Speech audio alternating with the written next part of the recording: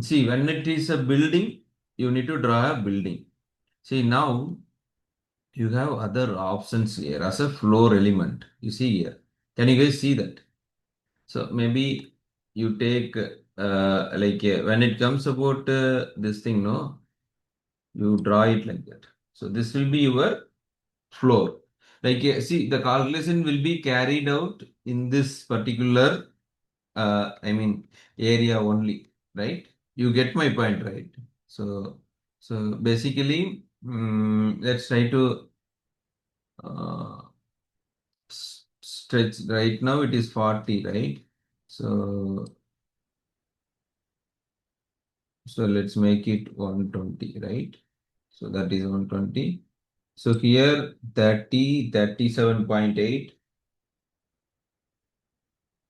So let's make it, we'll try to put approximately, right? So you see, when you go to 3D model, when you go to 3D model, what you see here, this one. Can you see that? So this is what the thing will be there. Okay. Now, second, on this only you have to develop everything. Like there are so many constructions that you need to do it. Okay. For example, if you have to, let's say that in this area there are two tanks are there. Tank farms are there. This is the area for the tank farm. Here is the two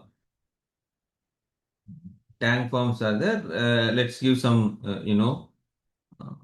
what do you call some height. Okay. So to develop the tank farm, you see, this is the one, right?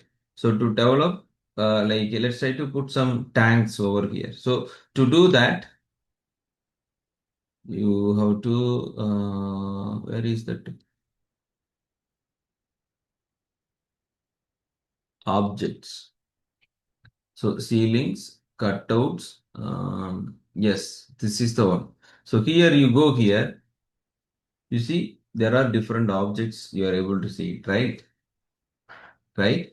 So in that you pick one of the one. Okay. For this, the vertical cylinder. This one will say that tank, tank one. Right.